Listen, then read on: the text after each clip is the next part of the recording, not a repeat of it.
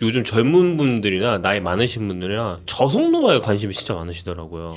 제 주변에도 정말 많아요. 그 저속노화가 나왔다는 거는 어떻게 보면 노화를 늦출 수 있는 방법이 지금 많이 나왔다는 뜻으로 보이기도 하는데, 방법이 많이 나왔다라기보단 예전에는 그냥 나이 들면 드는 대로 내버려 두었다면 지금은 사실은 누구나 천천히 나이 들고 싶잖아요. 내 동년배들보다 젊어 보이고 싶잖아요. 그래서 네. 그런 욕구들이 조금씩 이제 세상 밖으로 표출되어 나오는 것 같아요. 그래서 뭐 먹는 것이나 운동법도 그렇고 다들 천천히 나이 들게 하는 법들에 관심이 많으시죠. 노화는 왜 오는지 그리고 증상이 뭔지 좀 말씀해 주실 수 있을까요? 너무 슬프지만 엄마 뱃속에서 태어나서 내가 어느 만큼의 성장, 즉 성인기에 도달하고 난 이후에는 누구라도 점점 몸의 기능이 쇠퇴해가는 것을 느끼게 되죠. 정말? 이라고 말씀하신다면 예! 라고 말씀드리고 싶은데 그건 뭐 내 몸 안에 있는 모든 장기와 기관이 똑같은 속도로 똑같은 시점부터 노화가 생겨요. 뭐 기능이 쇠퇴해요. 이런 관점이 아니라 실제 여자들의 피부는 20대 중반이 되면 그 이후부터는 노화가 본격적으로 발생하죠. 슬슬. 누구도 10대, 20대만큼 반짝거리는 피부를 가질 수 없고요. 사실 소화가 점점 안 되는 증상이나 내가 노안이 온다라고 느끼는 눈이 점점 침침해지는 증상 같은 것도 굉장히 자연스러운 노화의 증상 중에 하나인데요. 사실 노화가 진행이 되는 건 내 몸의 전체를 구성하고 있는 각각의 작은 세포들이 하나하나 다 내가 젊었을 때만큼 쌩쌩하지 않기 때문에 그런 거죠. 이런 노화가 가속화되고 있다? 그런 신호 같은 게 좀 있을까요?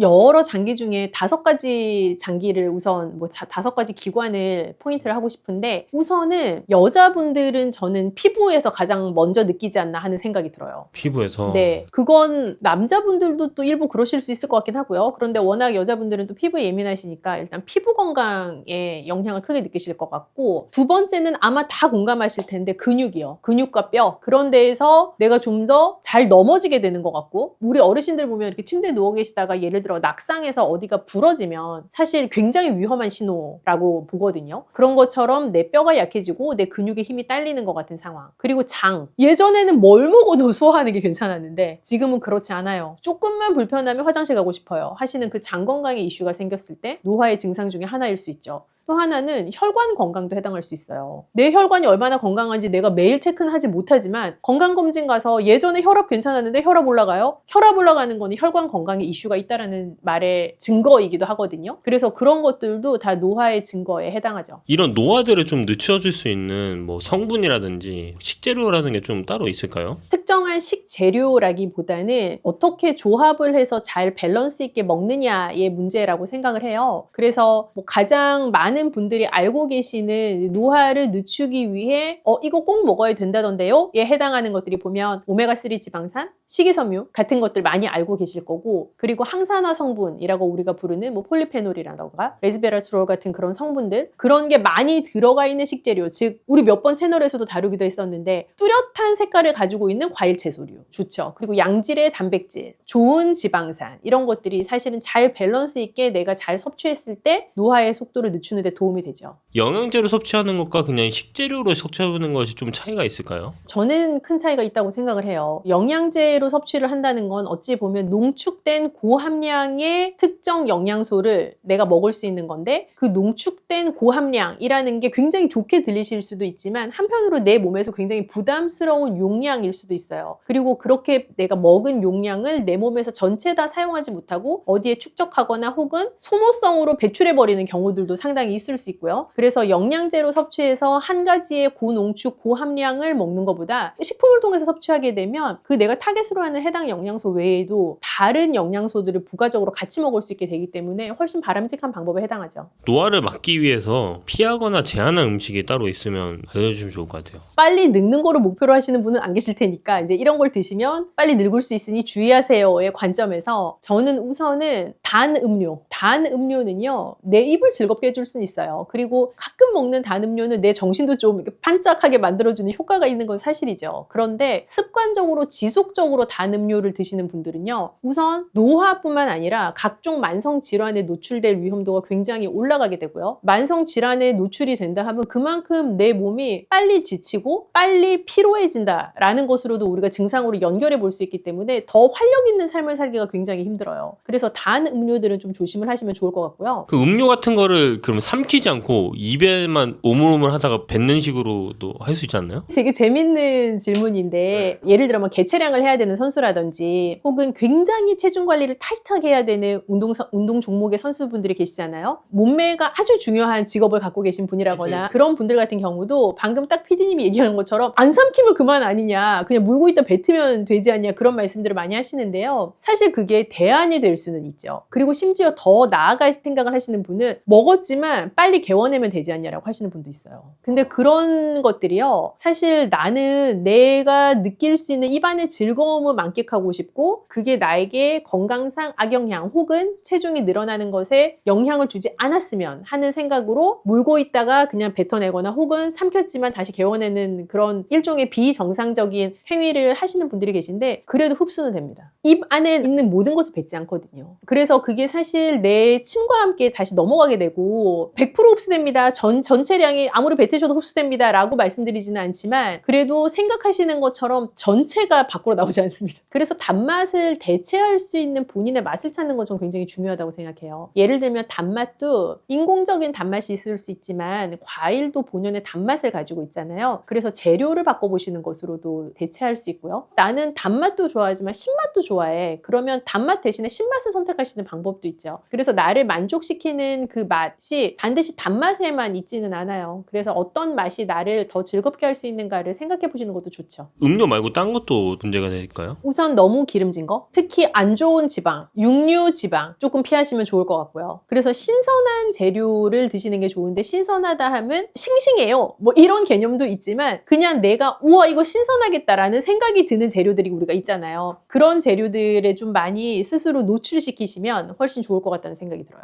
구운 건 괜찮나요? 안 된다기보다는 육류를 지글지글 하면서 구워 먹는 거는 조금 피하시면 좋지 않겠냐. 뭐 육류를 다시 튀기는 거, 예를 들어 돈가스, 프라이드 치킨 이런 거 조금 피하시면 좋지 않을까 하는 생각이 들어서 드리는 말씀이고, 튀긴 것도 뭐 채소를 굉장히 건강한 기름에 살짝 튀긴다거나 깊이 푹 담궈서 튀기는 건 아니지만 약간 기름을 자작하게 두르고 뭐 구워낸다거나 하는 류의 요리들은 또 한편으로 좋은 지방산을 섭취할 수 있는 나름의 방법이 되기도 하죠. 그래서 모두에게 굽는 것도 안 됩니다, 튀긴 것도 안 됩니다 라고 말씀드리기보다는 각각 목표하시는 바에 따라, 그리고 각각 가지고 있는 현재의 건강 증상에 따라서도 조금 지침이 다를 것 같아요. 요즘에는 화덕 피자 같은 것도 유행이잖아요. 그런 거 먹을 때 괜찮나요? 이런 노화 쪽에서는? 화덕 피자를 먹으면 노화가 일어난다라고 얘기를 할 수는 없고요. 그럴 수는 없지만 똑같은 피자를 선택하실 때의 좋은 요령은 햄류, 가공육, 예를 들어 뭐 페페로니, 살라미, 뭐 햄 이런 류의 가공육이 들어간 메뉴를 피하시면 좋겠다라는 말씀을 드리고 싶어요. 예를 들어 수비드라든지 찜 같은 건 좀 괜찮나요? 완전 추천입니다. 사실 수비드 조리법을 이용해서 육류를 조리를 하시거나, 맨날 말씀드리잖아요, 삼겹살 구이보다 보쌈이라고. 그래서 그런 류의 조리법을 바꾸시는 것만으로도 굉장히 건강한 식생활을 할 수 있기 때문에 내가 좋아하는 재료 실컷 먹고 싶으면 조리법 바꾸면 돼요. 박사님 옆에 저속노화 레시피라는 책이 좀 보이는데, 새로운 베이비예요. 아 지금 새로 출간하셨나요? 며칠 안 됐어요. 거기에 나오는 좀 저속노화에 대한 꿀팁이 있으면 몇 개 좀 소개해 주시면 좋을 것 같아요. 우선 저는 저속노화라는 용어가 유행을 하지만 노화가 왜 생기는지, 저속노화가 진짜 어떤 것을 말하는지 정확하게 전달되고 있다라는 생각이 들지 않아서 앞부분에 보시면 뭐 이런 이론 파트에 저속노화와 노화의 정의에 대한 것, 그리고 식생활과 식습관 사이의 노화와 연결된 포인트들이 좀 자세하게 설명이 되어 있어요. 그래서 쭉 읽어보시면 도움이 되고요. 그 이후에는 5가지 포인트에 따른 근육과 뼈를 튼튼히 하고 피부 탄력을 유지하고 혈관과 장의 건강을 지키는 것에 따른 레시피들이 조합이 되어 있거든요. 그래서 내 노화가 올까봐 고민되는 파트의 레시피를 찾으셔서 적용해 보시면 좋을 것 같아요. 이거 영상 보시는 분들이 좀 이런 질문을 가질 것 같아요. 그러니까 내가 평소에 가지고 있던 습관들이 노화를 좀 일으키는 습관이지 않을까? 아니면 식습관 같은 것들이? 그런 게 좀 궁금하신 분들이 있을 것 같은데, 그런 분들이 좀 이렇게 댓글로 남겨주시면 좀 그런 거를 같이 다뤄봐도 좀 좋을 것 같다고 생각이 드네요. 좋죠. 시청자분들이 또 연령대도 성별도 다 다르실 수 있잖아요. 그래서 각자 느끼는 고민 포인트가, 노화에 대한 고민 포인트가 다 다르실 수 있는데 그냥 오픈하실 수 있는 선에서 가감 없이 댓글로 남겨주시면 그걸 또 우리가 영양 상담해 드릴 수 있잖아요. 아 제가 듣기로는 그 박사님 따로 영양 상담 해주는 그런 채널이 제가 있다고 들었거든요. 영양 상담을 해드리면 아무래도 좀 속 시원해서, 저도 속 시원하고 들으시는 분도 속 시원해서 그 영양 상담 해드리는 채널 다시 오픈하려고 해요. 여기서 댓글 남겨주시면 그 채널에서 한번 다뤄주시면 너무 좋을 것 같습니다. 완전 좋죠. 거기 보니까 저속노화 레시피라고 제가 나온 거 같거든요. 그 레시피 몇 개만 좀 해주시면 좋을 것 같아요. 일단 다 맛있어요. 다 맛있어요?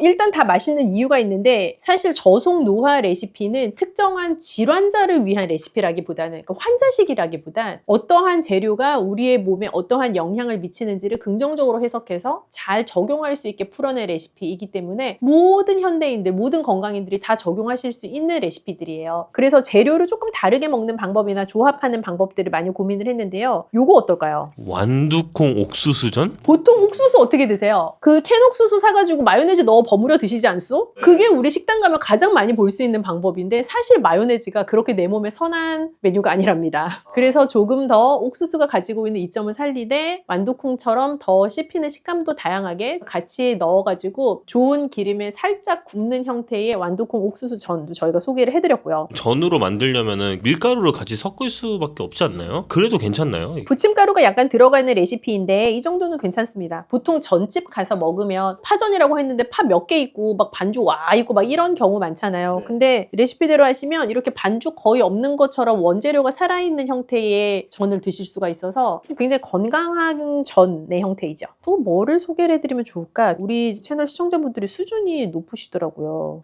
여기에 우유 달걀 카레. 딱 보니까 근데 카레 색깔이 아니네요. 그쵸. 근데 카레가 약간 나트륨 함량도 높을 수 있고 한데 이게 우유를 넣고 달걀도 같이 넣고 해서 나트륨의 짠맛은 조금 중화를 시켜주면서 단백질을 굉장히 풍부하게 먹을 수 있고 우유의 칼슘도 먹을 수 있는 좋은 요리예요. 그래서 일반 카레보다는 달걀의 몽글몽글함이 마지막에 달걀을 넣기 때문에 살아있어서 조금 뭐랄까요? 카레 맛 오믈렛 같은 느낌이기도 하고요. 밥이랑 얹어서 드시면 굉장히 별미죠. 특히 겨울에 약간 따뜻한 거 먹고 싶을 때 그럴 때 우리가 어떻게 보면 국물탕 이런 거 먹어서 나트륨만 잔뜩 먹고 계속 물 먹고 싶고 그런 거 있는데 이 우유 달걀 카레는 좀 추워지는 시즌에 좋은 단백질도 섭취할 수 있으면서 내 입맛도 적당하게 돋워줄 수 있는 좋은 메뉴예요. 하나 더 보여드릴까요? 이런 거 먹어도 돼요? 라고 물어보시지만 연두부 튀김. 연두부 그냥 드시면 좋기는 하죠. 그렇게가 더 추천이기는 하지만 그래도 연두부와 달걀 노른자를 바짝 같이 많이 먹을 수 있고 이 메뉴는 또 연두부 자체가 굉장히 단백질 함량이 높은 부드러운 제품이잖아요. 두부보다 더 부드럽잖아요. 그래서 식감 자체가 굉장히 독특한 별미예요. 이런 레시피들을 다 보려면 저속노화 저 책 안에 다 들어있다는 거죠? 맞아요. 이벤트 한번 할까? 저속노 레시피 책 드리는 이벤트. 이 영상의 베스트 댓글 10개 정도 선별해서 구독자분들에게 보내드리도록 하겠습니다. 채널 구독자분들에게만 드리는 이벤트. 고정 댓글 확인하시고 베스트 댓글 노화와 식생활에 대해 가지고 계시는 고민들 중에 신박하다고 표현드리면 안 되지만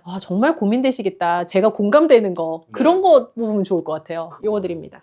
정말 재밌는 주제로 얘기를 많이 해주셔서 너무 감사하고 끝으로 이제 이걸 보고 계신 노화에 고민이 있는 사람들 진짜 많잖아요. 20대 동생들도 엄청 관심이 많더라고요. 그런 분들에게 좀 마지막으로 한마디 해주시면 좋을 것 같아요. 노화는 되게 자연스러운 삶의 과정인 것은 사실이에요. 그런데 욕심을 좀 내면 천천히 노화되면 천천히 나이 들면 좋겠다. 그래서 그 속도를 늦출 수 있는 방법에 대한 고민이 지금 남녀노소 만인의 핵심일 텐데요. 건강한 식습관으로 조금만 전환하는 것만으로도 저속 노화를 충분히 실천하실 수 있으니까 오늘부터 당장 하나씩 해보시면 어떨까요? 제가 좋아하는 모든 음식에는 다 토마토가 들어있는 것 같아요. 토마토가 이렇게 인기가 많은데 이게 건강식품이기도 하잖아요. 토마토는 중량 대비 칼로리가 낮아요. 그래서 배는 금방 부르고 열량을 많이 섭취하지 않을 수 있는 재료이기 때문에 일단 다이어트 하신다? 그러면은 토마토 강력 추천입니다. 물론 위가 아주 불편한 분들에게는 아니고요. 근데 뭐 토마토를 다이어트 할 때 곁들여 드신다? 아주 좋고요. 식이섬유도 많기 때문에 다이어트 할 때 음식 양이 줄어들기가 쉬운데 뭐 화장실 가는데도 좀 도움이 되고요. 그래서 토마토는 그 강렬한 빨간 색깔만큼이나 강력한 베네핏을 가지고 있는 재료. 혹시 어떤 이점을 가지고 있는지 좀 하나씩 말씀해 주실 수 있을까요? 뭐 라이코펜, 리코펜이라고 부르는 토마토가 가지고 있는 그 성분, 특유의 성분이 있는데요. 그 성분 자체가 굉장한 항산화 효과를 가지고 있어요. 항산화, 산화를 막아주는 것. 그래서 내 몸에서 자연스럽게 노화가 되면서 일어나는 모든 산화 과정들의 항산화 성분, 항산화 영양소를 먹음으로 해서 그 산화를 막아줄 수 있는 그 대표적인 식품 토마토 거기에 들어가 있는 라이코펜, 그게 항산화 성분이라고 생각을 하시면 되겠고요. 그래서 라이코펜의 효과 때문에 토마토가 더 전 세계적으로 부각된 것도 있어요. 눈 건강에 아주 관심들이 많으시잖아요. 눈에도 효과가 있나요? 루테인, 제아잔틴 이런 영양소들도 토마토에 많이 들어가 있어서 사실은 토마토를 꾸준히 드시는 거는 내가 속에만 부담이 없다면, 왜냐하면 위산을 많이 자극할 수 있는 식재료이기 때문에 위가 좀 불편해요 하시는 분들만 아니면 꾸준히 드시는 거는 굉장히 추천할 만한 재료예요. 위에 부담이 갈 수 있다 말씀을 많이 해주셨잖아요. 그 부담이 갈 수 있는 그 성분이 들어있는 건가요? 성분이 있다기보단 우리가 토마토 먹으면 약간 새콤달콤하니 그렇잖아요. 내가 빈속에 레몬을 짜서 먹었다. 그럼 생각만 해도 뭐 약간 새콤새콤하잖아요. 그러면서 뭔가 입에 침이 쫙 고이고 이게 들어가면 위산이 쫙 분비될 것 같은 느낌이 들잖아요. 그래서 토마토도 어찌 보면 내 위산 분비를 자극을 할 수 있는 재료이기 때문에 위가 아주 예민하시거나 혹은 토마토가 많이 든 거를 먹고 나서 왜 이렇게 속이 불편하지? 생각을 하셨던 분들이라면 꾸준한 섭취를 조금 조심하시면서 관찰하셔야 될 필요가 있지만 그렇지 않은 분들은 토마토를 꾸준히 섭취하시면 너무 좋죠. 그럼 이 얘기만 들어봤을 때는 공복에 먹기에는 조금 부담이 될 수도 있겠네요. 특히 위가 예민하신 분들은 내가 위장 질환이 약간 있어 하시는 분들은 공복 토마토 조금 힘들 수 있죠. 공복에 막 토마토 7알 먹고 조심을 하셔야겠네요. 근데 본인이 그게 받아들여지면 괜찮아요. 여러 번 말씀드렸지만 옆집 아저씨 효과가 나에게 있다 없다? 항상 있는 건 아니다 말씀드렸잖아요. 그래서 남들에게 괜찮다고 나에게 다 괜찮은 건 아니니까 스스로 잘 관찰하는 습관은 중요하죠. 눈을 저한테 말씀해 주셨지만 이것도 처음 보는 분들이 있을 것 같아요. 항산화가 몸을 보호하는 이유? 그리고 노인분들한테 어떤 도움이 될 수 있는지를 조금 더 깊게 얘기해 주시면 좀 좋을 것 같아요. 뭐 산화가 된다라는 이제 단어를 들으면 아시겠지만 이게 무언가가 원래 모양, 원래 기능으로 있던 게 계속 시간이 지나 산소와 접촉하면서 이게 약간 철로 치면 녹쓰는 거예요. 그래서 산화가 된다라는 그 과정을 막아주는 게 이제 항산화하는 것인데 항산화가 만약에 굉장히 활발하게 일어나 내가 산화되는 속도보다 항산화 속도가 빨라 회춘하겠죠. 근데 이제 산화되는 속도는 보통 우리가 노화가 진행되면서 쭉 평생 빨라지면서 진행이 되는 거고 항산화되는 속도는 내가 무언가 항산화 영양소를 먹거나 동작을 하거나 이런 게 아닌 이상에는 산화는 자연스럽게 진행되는 노화 과정인 거고요. 항산화는 자연스럽게 진행되는 과정은 아니거든요. 그래서 항산화 시켜줄 수 있는 영양소가 뭐냐, 그 물질이 뭐냐 하는 것에 전 세계인의 관심이 모여져 있는 게 바로 젊음을 되찾아준다라는 느낌 때문인 것 같아요. 저속노화, 역노화 약간 이런.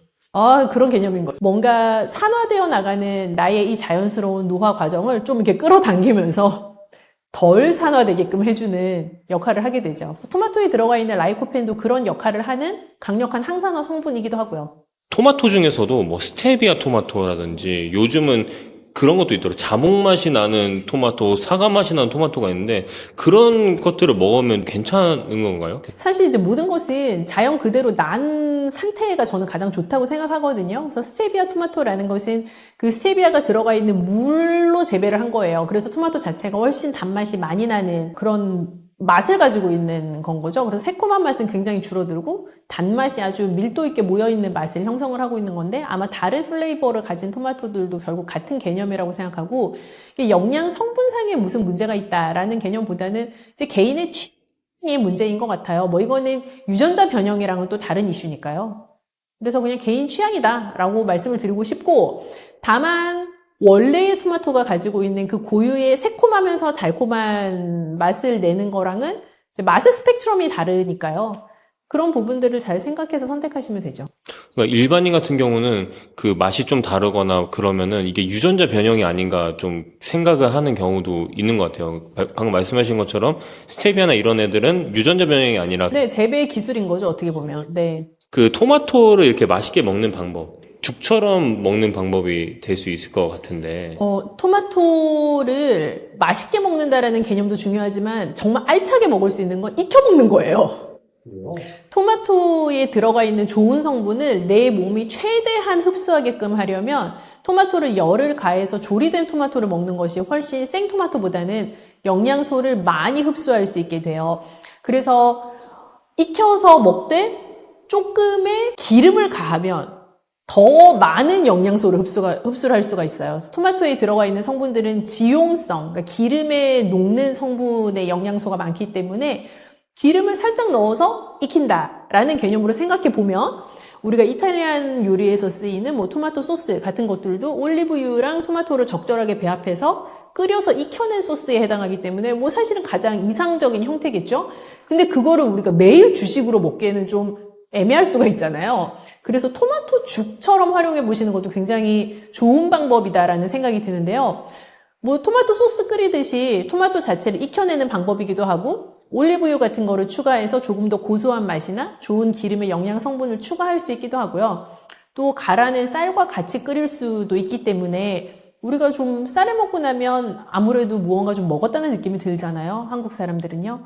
그래서 좋은 또 밸런스를 가지고 있는 아주 신선한 메뉴죠. 토마토 죽.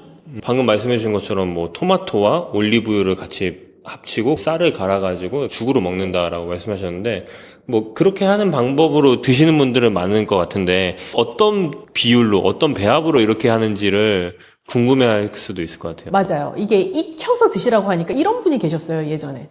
아, 익혀서 먹어? 막 곰탕 끓이듯이 확 고아내는 거지, 토마토를. 근데 그런 맛이 하나도 없어요, 토마토는. 토마토를 익힌다 하면 토마토의 열을 살짝 가해서 얘가 따뜻한 정도가 되게 만든다라는 의미인 거지 이거를 뭐 고아내라 이런 의미라기보다는요.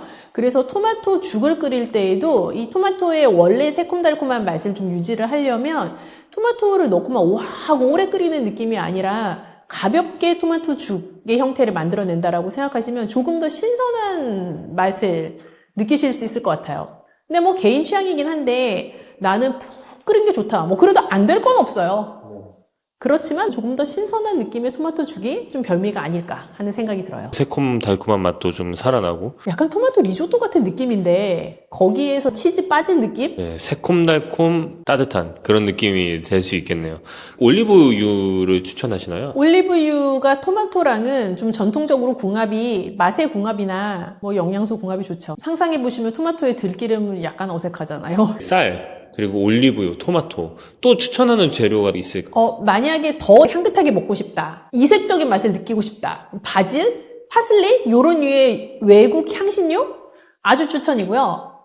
여기에다가 나는 조금 더 서양식을 가미하고 싶어? 다양한 종류의 치즈 진짜 잘 어울리고 좀 단맛을 더 넣고 싶어? 단호박 같은 것도 잘 어울려요. 단호박이 잘 어울려요? 네, 단호박은 약간 죽을 끓였을 때 점도를 더 주기도 하고 조금 더 묵직한 느낌을 만들어내잖아요. 일반 토마토 죽보다는. 그래서 잘 어울려요. 농도도 그렇고요. 시도를 한번 해봐야 될 것 같아요. 해보세요. 맛있답니다. 그러면 토마토죽 이런 것도 하루 권장량이 있을 것 같아요. 일단 토마토가 몸에 좋다고 하니 뭐 박스로 먹어야지 이런 생각은 버려야 된다고 말씀드렸죠. 토마토 하루에 한두 개? 네, 한두 개 정도 분량 전 적정량이라고 생각하고요. 뭐 한두 개를 그냥 생으로 드셔도 좋지만 익혀 먹으면 더 좋다라고 말씀을 드렸으니까 뭐 죽 한 그릇 정도 끓일 수 있는 한두 그릇 끓일 수 있는 양 정도라고 생각해요. 토마토 한두 개 정도 추천드립니다. 토마토가 크기가 좀 다양하잖아요. 머릿속에 떠오르는 그 크기인 거죠. 일반적으로 우리가 시장 가면 볼 수 있는 토마토 뭐 요만한 방울 말고요. 그 정도의 한두 개 정도가 신장에 관심 있는 분들을 위해서 토마토를 어떻게 섭취하면 좋을지도 좀 팁을 주시면 좋을 것 같아요. 이 토마토도 칼륨이 높거든요. 토마토도 일반적으로 칼륨이 높은 다른 재료들처럼 조금 조심하셔야 되는데 생으로 먹으려면 칼륨을 낮출 수 있는 방법이 없는데 익혀서 먹는다라고 생각하면 아까 우리가 칼륨 함량을 낮출 때 뭐 데친다라는 전처리가 늘 있잖아요. 그래서 토마토도 비슷해요. 한번 얘를 삶는다까지는 아니지만 좀 팔팔 끓는 물에 데쳐낸다라고 생각을 하시고 그 데쳐낸 토마토를 가지고 죽을 끓이시거나 데쳐낸 것을 가지고 뭐 갈아가지고 소스를 만드시거나 하는 형태로 칼륨 함량을 좀 많이 낮출 수가 있죠. 근데 식이섬유 함량이 워낙 높은 재료이기 때문에 뭐 배변 활동이 좀 힘드시거나 변비를 해결해야 되거나 하는 문제를 가지고 계시다면 여전히 좋은 재료인 건 맞아요. 물에 들어갔다 나오는 게 다 좋다는 네. 말씀인 거. 칼륨 자체가 수용성 영양소이기 때문에 물에 장시간 담그어 놓거나 혹은 뜨거운 물에 데치거나 삶아냈을 때 그 원재료가 가지고 있는 칼륨 함량이 현저하게 낮아지게 돼요. 감기 걸리신 분들이 굉장히 많더라고요. 너무 많아요. 너무 많아요. 네, 그래서 저는 제가 어렸을 때 그 감기 걸리면 그 할머니가 항상 잣죽을 끓여주셨거든요. 할머니 역시. 그 잣죽을 먹고 나면은 왠지 모르게 기력이 솟는 그런 느낌이 좀 나고 네네네. 그래요. 잣도 어떻게 보면은 그런 기력 회복하거나 이제 감기 걸린 분들한테 좀 좋은 음식인가요? 피디님이 또 유독 잣이랑 잘 맞나 보네요. 그쵸? 아, 그 잣이 되게 작은 견과류잖아요. 알맹이가 굉장히 조그마하잖아요. 네. 그런데 사실은 이렇게 말하면 약간 과장일 수도 있지만 약재라고 보셔도 저는 좋을 것 같아요. 잣이요? 뭔가 고소한 맛이 나는 약이라고 어. 생각해도 좋을 만큼 뭐 기력을 북돋아주는 데도 매우 좋고요. 잣 자체가 작은 그 알맹이 안에 진짜 농축적인 영양소를 가득 담고 있는 재료예요. 수정가나 막 이런 곳에도 막 잣이 막 들어가고 하잖아요. 새알? 네, 새알. 새알 이렇게 들어가 있는 네,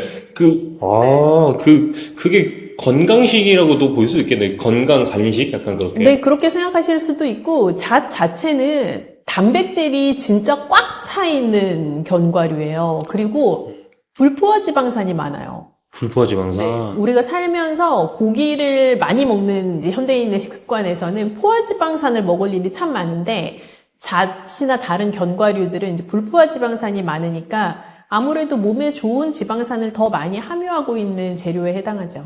아, 그렇구나. 그래서 제가 먹고 나면 기력이 막 솟고 막 그랬나 보네요. 그래서 이렇게 키가 크게 성장하셨네요. 저 집안 내력입니다.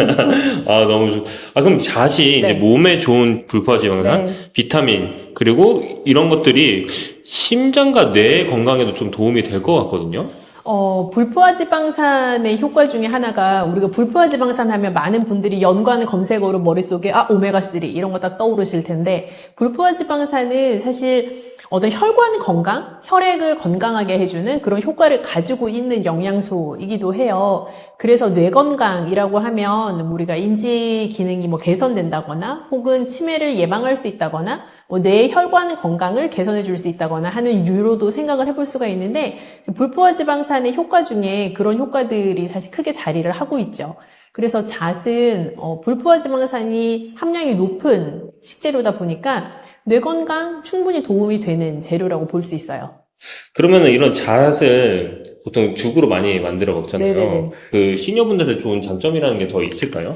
일단 모든 견과류는 건강상 주는 이점이 분명한 재료인 건 맞는데 자칫 잘못하면 좀 배탈이 나기 쉬워요. 그러니까 제가 배탈이 난다는 거 뭐 배가 아파요 뭐 이렇다기보다는 기름기가 많은 재료이다 보니까 뭐 설사가 나기가 쉽다든지 아니면 먹고 나서 괜히 소화가 안 되는 느낌이 든다든지 할 수가 있는데 죽을 끓여서 먹게 되면 소화 흡수가 훨씬 용이해지기 때문에 일단 뭐 속에서 부대낀다거나 내가 뭐 견과류 먹고 바로 화장실 가고 싶다거나 이런 현상은 훨씬 덜 하죠.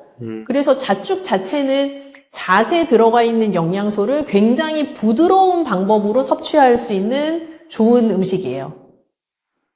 그러면은 이런 잣죽을 만들 때 박사님만 좀 알고 있는 좀 맛있게 먹을 수 있는 그런. 할머님이 더 많이 알고 계신 것 같은데. 저 근데 단순 갈아서 그냥 하기만 하고. 맞아요. 그래서 잣을 일단, 뭐 구입을 하시면 당연히 신선한 잣을 선택을 하시는 게 제일 중요한 1번이라고 생각을 하고요. 그거를 잘 씻어서 잣에 왜 어떤 견과류 먹으면 이게 맛이 떫어? 하는 생각이 드실 수가 있는데 이제 잘 씻어내고 나면 그 떫은 맛도 좀 같이 용해되기도 하거든요. 그래서 좀 깨끗하게 씻으시고 그거를 이제 잘 볶으셔가지고 사용을 하시면 좋은데요. 볶아서요? 네, 볶으면 사실 고소한 맛이 확 하고 올라올 수는 있지만 한편으로는 지방산이 많은 식재료, 조그만 식재료이기 때문에 잘못 볶으면 금방 홀랑 타요. 그래서 너무 많이 볶지 마시고 그냥 살짝만 볶아서 쌀과 함께 갈아서 끓이시면 제일 좋고 내가 뭐 두유를 좋아한다. 그러면 물 대신 두유에다 끓이셔도 되고요. 그런 방법도 있죠. 두유에서 해서 먹으면 좀 더 맛이 다른가요? 훨씬 고소하기도 하고 일반 물을 넣어서 갈아서 끓이는 것보다는 조금 더 묵직한 맛이 나고 두유 자체가 가지고 있는 단맛도 좀 올라오기도 하고요. 일단 영양가 자체도 일반 물을 가는 것보다는 영양 밀도가 확 올라가기는 하죠. 그 잣이 그래도 네. 열량이 좀 높다고 들었어요. 열량이 완전 높죠. 그게 사실 문제죠. 하루 적정 섭취량이 또 있을 것 같아요. 이런. 이제 견과류 자체가 몸에 좋은 반면 열량이 되게 높은 재료들이에요. 그래서 이거는 잣만의 이슈는 아니고 모든 견과류가 다 마찬가지인데 다만 잣은 조그맣고 우리 왜 이렇게 쌀 튀밥 집어 먹듯이 낼름낼름하고 계속 먹기가 아주 손이 가는 재료일 수 있기 때문에 나도 모르게 많은 양을 먹어버릴 수 있는 거죠. 그래서 우리가 쌀밥 만약에 먹는다고 하면 보통 한 공기에 300kcal라고 생각하거든요. 근데 잣은 100g에 한 700kcal쯤 돼요. 그러니까 굉장히 열량이 높은 재료이고, 그렇다 보니 나도 모르게 많이 먹을 수 있고, 많이 먹으면 열량을 과다 섭취하게 될 수도 있지만, 아까 말씀드린 것처럼 과량의 견과류를 먹게 되면 뭐 화장실에 가게 된다거나 소화가 잘 안 된다고 느껴진다거나 하는 류의 불편함을 느끼시게 될 수도 있어요. 그래서 그런 부분들 좀 주의하시면 좋겠고요.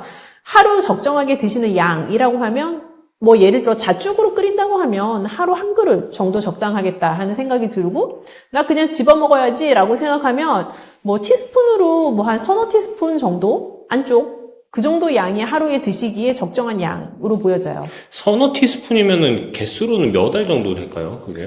개수로 딱 따지면 뭐 한 30개 더 되지 않을까요? 네. 30개 정도? 네. 이 티스푼을 또 이제 헷갈리셔서 아주 큰 스푼으로 하실 수도 아빠 밥 있으니까. 숟가락 아니고요. 네.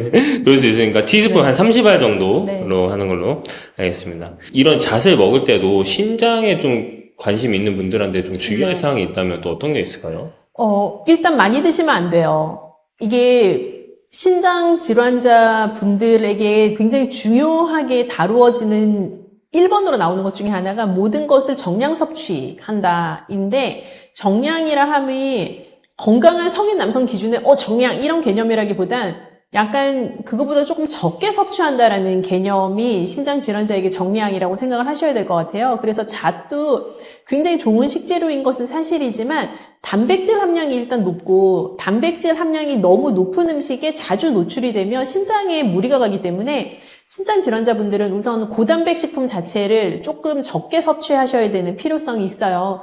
그래서 잣도 뭔가 내가 잣 맛을 너무 보고 싶은데 몇 알 집어먹기 너무 감질맛 나잖아요. 그래서 두유랑 같이 뭐 갈아서 조금 소량 드신다든지 혹은 잣죽으로 끓여서 소량 드신다든지 하는 잣의 풍미는 내가 마음껏 즐기면서도 또 너무 과량 섭취해서 오는 문제는 방지할 수 있는 그런 방법들을 택하시면 더 현명하게 드실 수 있어요. 고단백 식품이라고 말씀드리긴 했었는데, 확실히 신장이 좀 아프신 분들은 근육 감소도 같이 오기는 하잖아요. 그래서 이럴 때 또 어떻게 해결해야 될지 또 궁금하기도. 그래서 그게 참 어려운 문제예요. 단백질은 분명히 어느 양만큼 먹어주어야 하는 것인데, 단백질을 또 너무 많이 먹으면 안 된다고 하니 그 적정 양, 어느 양이라는 게 대체 어디냐라는 고민들이 많이 되실 것 같은데요.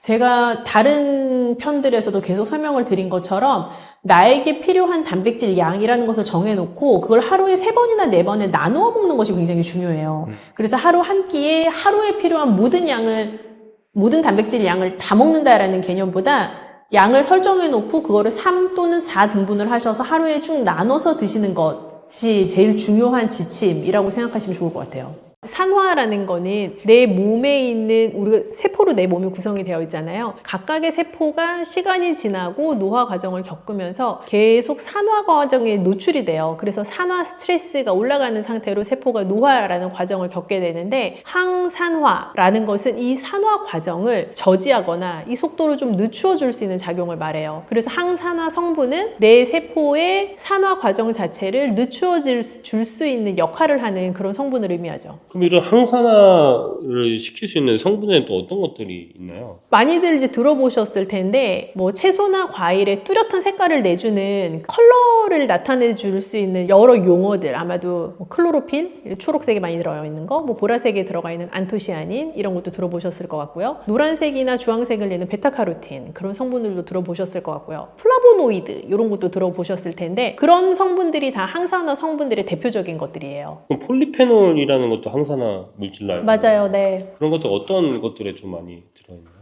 대표적으로는 아마 주변에서 많이 접하실 수 있는 것 중에는 다크 초콜릿도 있고요. 카카오도 그런 성분을 가지고 있고요. 그리고 우리나라 전통 재료 중에서는 쑥도 추천할 만하고요. 그 쑥에 있는 그 항산화 성분은 몸에 어떤 도움을 많이 주나요? 뭐 사실 쑥 하면은 딱 뭔가 굉장히 짙고 아주 깊은 초록색이잖아요. 그래서 그 쑥은 클로로필이라고 부르는 항산화 성분도 많이 있고 플라보노이드라고 하는 항산화 성분도 많이 가지고 있어요. 뭐 아마 들어보셨겠지만 모르겠지만 쑥이 여자한테 좋다 그런 얘기들도 예전에 어른들이 많이 하셨는데 그 여자한테 좋아요 라고 하는 것 자체가 몸을 따뜻하게 해주는 성질이 있어서 그렇다라고들 말씀들을 하셨었거든요. 그러면 그 몸을 따뜻하게 해주는 게 나를 덥게 한다 그런 얘기라기보다는 내가 가지고 있는 노화 과정에서 올 수 있는 여러 염증들을 완화해 줄 수 있고 갱년기에도 쑥이 좋다라고 하잖아요. 뭔가 나이가 들어가면서 여성분들이 겪을 수 있는 여러 작용들에 뭐 쑥이 좀 도움이 될 수 있다라는 의미로 예전 한방에서 말씀을 하셨던 것 같아요. 그렇게 생각하면 쑥에 들어가 있는 항산화 성분들의 효과는 나의 항산화 효과의 일반적인 것들처럼 특히 여성들에게 있어서 나의 어떤 세포의 노화 과정을 조금 더 늦추어 줄 수 있는 그런 효과라고도 볼 수 있겠죠. 초콜릿 속에 카카오 같은 경우도 스트레스 완화라든지 항산화가 있다고 했는데 이거에 대한 과학적 근거도 있나요?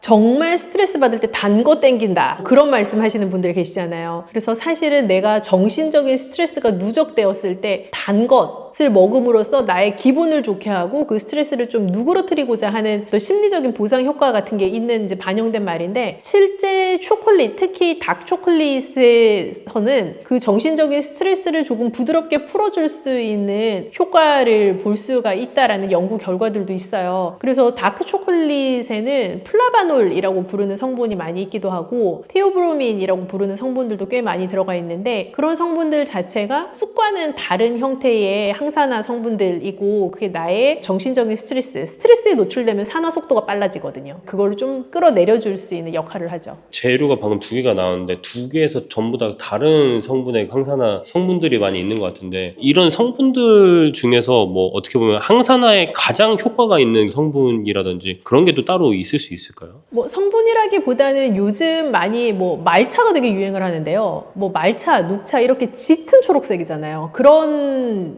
재료들도 사실은 항산화 효과가 크죠. 플리바놀이랑 테오브로민, 베타카로틴 막 이런 성분들 중에서 가장 높은 거는 그렇게 따질 수는 없어요. 그런 연구 논문이 있는데 다 의견이 달라요.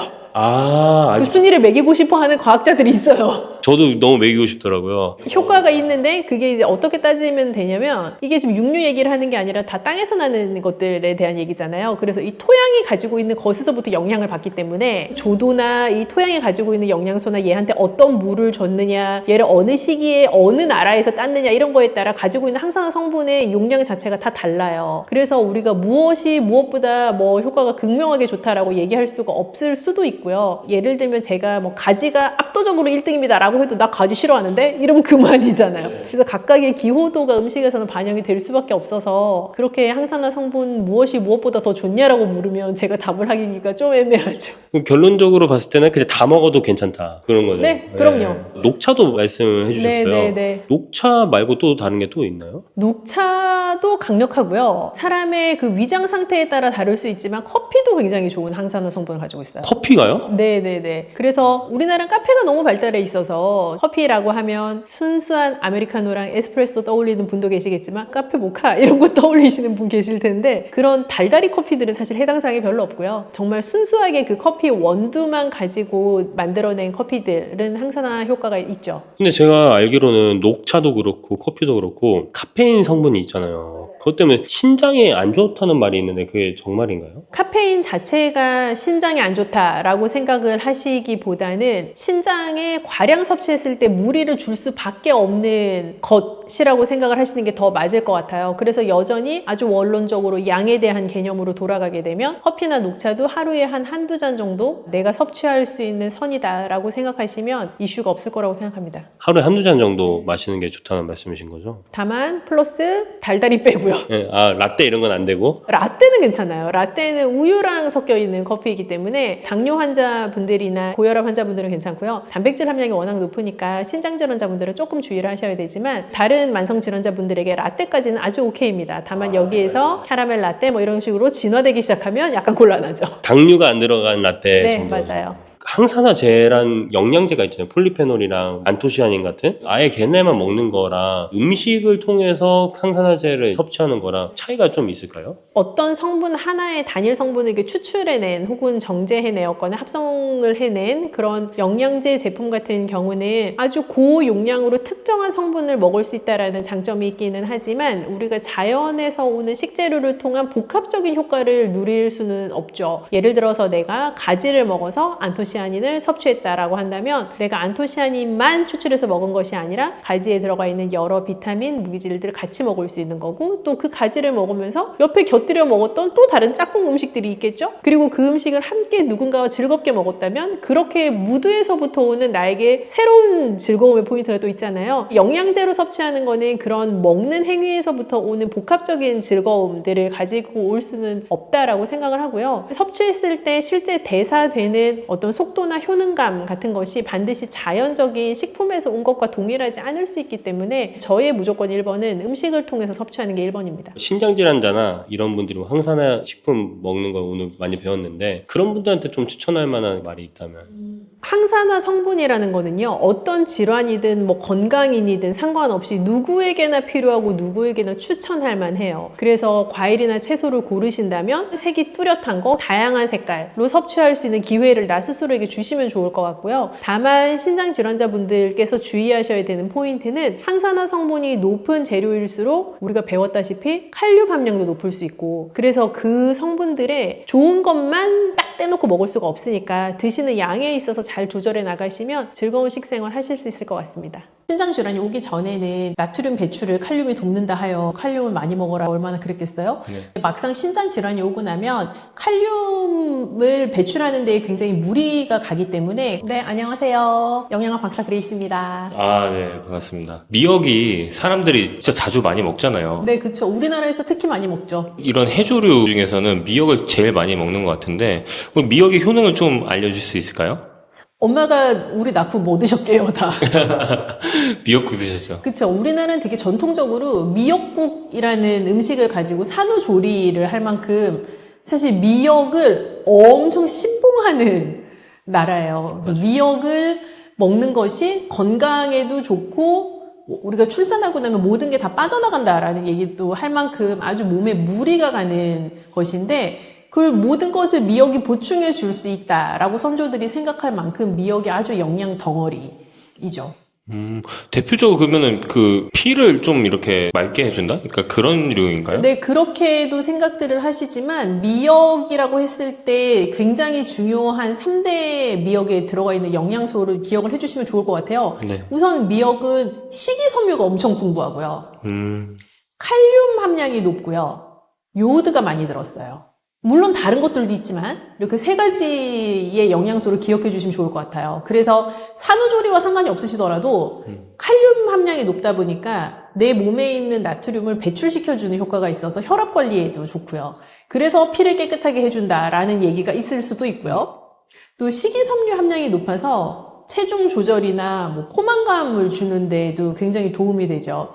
그래서 다이어트 하시는 분들도 미역을 충분히 활용을 하시면 칼로리는 엄청 낮거든요, 미역이. 그래서 체중 조절에 도움이 되는 재료죠. 그래서 요오드도 많이 들었으니까 우리가 내 갑상선에서부터 분비되어야 되는 모든 호르몬들의 건강을 잘 관리하는 데도 미역이 도움이 되죠. 다이어트에 도움이 많이 된다고 했는데 네. 그러면 그게 포만감을 더 많이 일으켜서 그렇게 되는 거죠? 네, 그 포만감을 주는 이제 요인이 식이섬유 때문인 거죠. 식이섬유가 많이 들어가 있으니까 내가 다른 예를 들어 똑같은 그람수의 미역과 똑같은 그람수의 소고기를 먹는다고 가정을 하면 칼로리는 훨씬 낮고 식이섬유는 훨씬 높은 재료인 거죠. 그걸로 배를 부르게 만드는 것이니 당연히 체중 조절에 도움이 되죠. 미역이랑 좀 조합이 좋은 음식이 또 있을까요? 재료에 대해서만 내가 불호하지 않는다면 어떤 다른 짝꿍이랑도 잘 어울린다라고 생각을 하는데요. 뭐 따뜻한 요리로도 너무 좋고요. 뭐 예를 들면 미역국, 미역죽 뭐 이런 따뜻한 요리도 너무 좋고 미역 냉국 이런 것처럼 차가운 요리도 미역이랑 또 어울리잖아요. 그래서 미역을 내가 싫어하지만 않는다면 사실은 두루두루 잘 어울리는 해조류죠.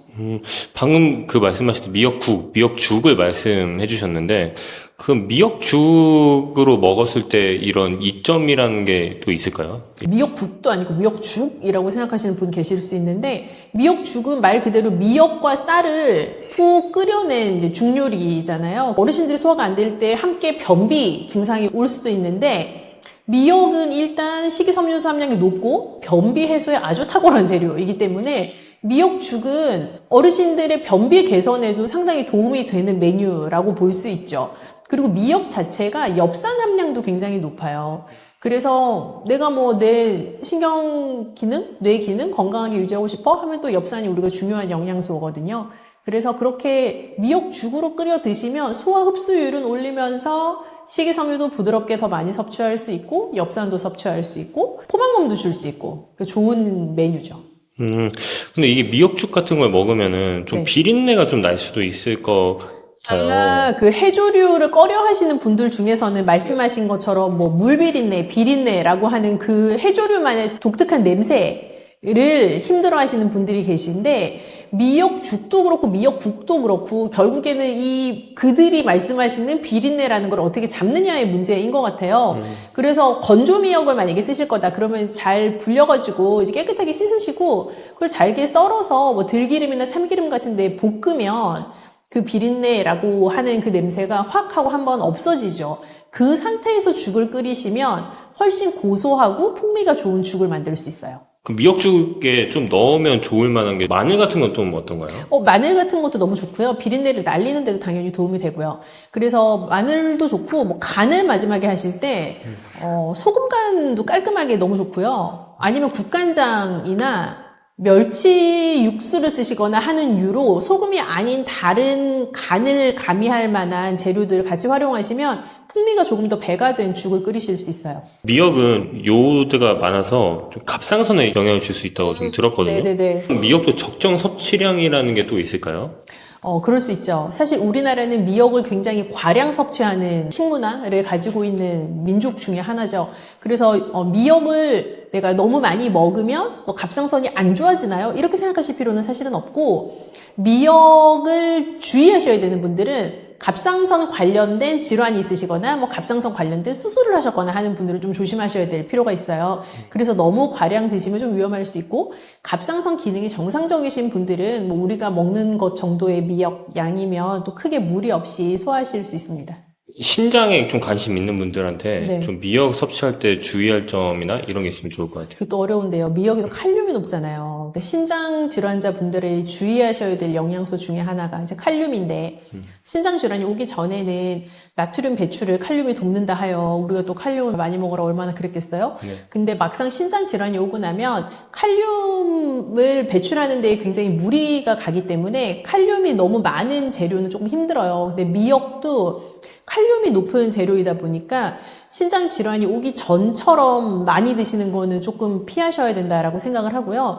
다만 녹색 채소와 마찬가지로 미역을 충분히 한번 팔팔 끓여서 그 물은 버리고 한번 끓여낸 미역으로 죽을 끓이시거나 국을 끓이셔서 드시면 칼륨 함량을 현저하게 낮출 수가 있죠. 근데 미역은 칼륨 함량이 높은 거를 빼고는 뭐 식이섬유 함량도 높고 또 엽산 함량도 높고 하기 때문에 적정 양으로 지켜서 드시면 건강 관리에 도움이 되는 그리고 신장 질환자 분들에게도 건강 관리에 도움이 되는 음식인 것은 맞아요. 미역죽을 한번 제대로 좀 먹어보면 좋을 것 같아요. 드셔보시겠어요? 네. 좀 먹어볼 수 있나요, 지금? 그럼요. 그럼 한번 기대해 보겠습니다. 전문가가 또 한번. 전문가가 있나요? 전문가가 있죠. 그분. 한번 전문가가 있잖아요. 비타민C가 좀 우리 몸에 어떤 영향을 좀 주나요? 뭐 그런 말 들어보셨을 건데 비타민C 먹어라 감기 떨어진다. 뭐 감기 떨어진다라는 단순하게 표현된 말이지만 사실 비타민C는 면역력 강화에 굉장히 중요한 영양소죠. 그래서 내 몸의 면역의 바운더리를 딱 지켜나갈 수 있는데 필수적인 영양소이기도 하고 또 스트레스 지수가 높은 분일수록 비타민C를 좀 충분히 드시게 되면 스트레스를 관리하는 데도 도움이 되죠. 스트레스 관리에도 도움이 되나요? 스트레스 자체가 사실은 굉장히 복합적인 여러 증상을 통칭하는 용어잖아요. 그래서 내가 스트레스가 높음으로써 면역력이 떨어질 수도 있고 하니까요. 사실 면역력 강화에 도움이 되는 비타민C는 스트레스 관리에도 도움이 된다라고도 볼 수 있죠. 굉장히 신박한 말씀이시긴 하네요. 요즘 들어서 사람들이 좀 관심을 갖는 게 비타민C 영양제가 있잖아요. 그런 거 또 함부로 먹으면 좀 몸에 안 좋다 막 그런 얘기가 또 있더라고요. 몸에 좋다 안 좋다를 떠나서 일단 굉장히 고함량의 비타민C 영양제 같은 경우는 비타민C는 수용성 비타민이기 때문에 고함량을 먹는다고 해가지고 나한테 다 남아있지 않아요. 일단 내가 필요한 만큼 뭐 쓰고 나면 나머지는 다 그냥 소변으로 배출되는 거예요. 그래서 아주 고함량의 비타민C 영양제를 드신 분 중에 화장실 갔더니 난생 처음 보는 소변의 색깔을 보실 수 있는 분이 계실 텐데 그러면 너무 너무 고함량의 비타민C를 드신 거죠. 그 어떻게 보면 그 비타민 C 같은 거는 정제된 거를 같이 하나의 알약으로 하거나 가루로 하는 거잖아요. 비타민 C 하면 떠오르는 과일들이 엄청 많이 있는데 그런 것과 비타민 C 영양제와 과일을 비교했을 때 어떤 걸 먹는 게 좀 더 좋을까요? 둘은 비타민C라는 공통 키워드를 공유하고 있지만 저의 입장에서는 굉장히 다른 종류죠. 비타민C 영양제라는 것은 특정 하나의 영양소에 집중해서 그 영양소를 아주 고함량으로 농축적으로 밀어 넣은, 저의 입장에서 식품은 아니고요, 그런 제품이라면 비타민C 함량이 자연적으로 높은 과일류들은 비타민C뿐만이 아니라 각종 식이섬유, 그리고 그 과일의 원래 색깔이 가지고 있는 항산화 성분 등등을 한꺼번에 다 복합적으로 먹을 수 있으면서도 고함량 비타민C가 줄 수 있는 위험도도 전혀 갖고 있지 않은, 오히려 더 안전한 비타민 섭취의 방법인 거죠. 과일 중에서도 비타민 C 함량이 좀 있는 게 다 있잖아요. 어떤 과일들을 먹었을 때 좀 비타민 C를 더 잘 섭취할 수 있을까요? 아마 머릿속에 있는 그런 과일일 텐데요. 사실은 딸기가 비타민C가 진짜 높고요. 그리고 블루베리도 비타민C가 많고요. 한라봉, 각종 귤 종류들, 망고 비타민C 높고요. 뭐 사과도 비타민C 높긴 하지만 그 중에서 청사과 추천할 만하고요. 청사과가요? 네. 그리고 요즘 또 한참 이제 겨울 되면 많이 드시게 될 유자차를 만드는 유자, 또 비타민C가 많죠. 근데 이제 이런 과일들 같은 경우에는 아까 말씀하셨듯이 그 비타민 C만 있는 게 아니라 뭐 칼륨 같은 게 또 있잖아요. 비타민 C가 풍부한 이런 과일들이 신장 건강에도 도움이 될까요, 얘네들?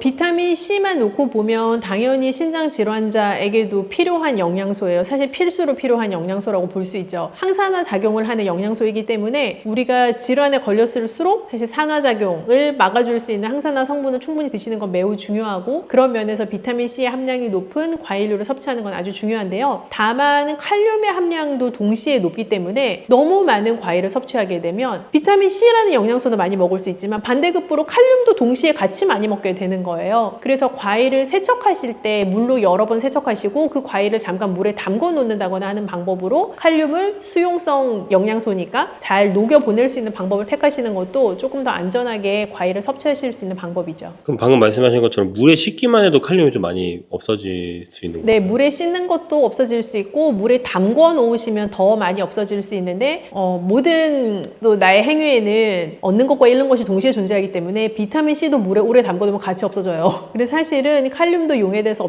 없어질 수 있고 비타민 C도 물에 닿으면서 같이 없어질 수 있는 영양소에 해당하긴 합니다. 그럼 대체 어느 정도로 씻어야 될까? 이런 또 고민이 또 많이 생기는 것 같아요. 사실은 농약에 노출되었을 가능성이 높은 종류의 과일이나 칼륨의 함량이 높은 종류의 과일일수록 이제 물에 뭐 한 30분 정도 담가 놓아라라고 지침을 드리기는 하고요. 그런 지침을 좀 따라서 섭취를 하시게 되면 칼륨을 상대적으로 좀 낮추어서 먹을 수 있다라는 방법인 것은 확실하지만, 여기서 더 중요한 것은 많이 드시면 말짱꽝이다라는 거죠. 그래서 정해진 양만큼 드시는 게 중요합니다. 그 정해진 양이 찹쌀떡 하나만큼 막 70g 이렇게 작은 양은 아니겠죠? 그렇게 딱 잘라서 말씀드릴 수는 없겠고, 뭐 사실 블루베리라고 하는 과일로 생각해 보자면 그건 우리가 표준화된 사이즈가 머릿속에 각자 있으시잖아요. 수박만한 블루베리를 상상하시는 분은 안 계시니까. 그래서 블루베리 같으면 한 줌 정도 괜찮을 것 같아요. 블루베리 한 줌 정도, 다른 과일들도 약간 그 정도 양이에요. 종이컵 한 반컵 정도 해당하는 양 정도에 해당한다고 보시면 될 것 같아요. 방금 말씀해 주셨던 그 과일들 중에서 망고나 한라봉 같은 경우도 있잖아요. 근데 여기는 칼륨이 좀 압도적으로 많다고 맞아요. 들었거든요. 망고나 한라봉은 칼륨 함량이 좀 높은 편이어서 섭취하실 때 조금 더 주의를 하시면 좋은데, 사실 껍질을 다 벗겨내고 우리가 과육만 먹는 과일이잖아요. 그래서 담궈놓기도 애매한 거예요, 얘가. 그래서 뭐 어떻게 줄일 수 있는 방법 자체도 사실은 잘 없어서 망고나 한라봉을 드실 때는 양이 정말 핵심이죠. 그런 그 얘네들도 아까 한 줌 정도의 양이면 좀 반개 정도. 반개도 양이 꽤 많다고 좀 네, 들어요. 그래서 반개를 몇 개 드시면 안 되고요. 하루에 반개 정도. 하루에 반 개 정도. 그럼 이 과일에 있는 성분 중에서 비타민 C도 있고 칼륨도 있지만 천연당이라는 게 또 있잖아요. 이런 혈당이나 체중 관리하는데 이런 걸 먹으면 또 부담이 될 수 있을 것 같아요. 천연이라는 단어가 붙어있긴 하지만 천연당도 당은 당이에요. 그죠? 그래서 분명히 혈당을 올리게 하는 요소인 거는 맞고요. 다만 우리가 과일을 섭취할 수 있는 여러 방법이 있는데, 극단적인 것부터 얘기하면 뭐 과일 잼, 그리고 과일을 주스로 갈아 먹을 수도 있겠고, 그 과일을 뭐 착즙기로 내려 먹을 수도 있겠고, 아니면 생 과일을 그냥 먹을 수도 있겠고 등등의 여러 방법으로 과일을 다양하게 섭취하실 수가 있는데요. 통과일 그 자체를 먹는 게 과일에 있는 천연당도 드시지만 식이섬유도 같이 드시고 항산화 성분도 같이 드시기 때문에 설탕에 당만 먹는 거랑은 전혀 다른 거죠. 그래서 천연당이기는 하지만 과일에 부가적으로 들어가 있는 다른 여러 요소들과 결합이 되면서 당을 올릴 수 있는 그 속도가 현저하게 낮아지죠.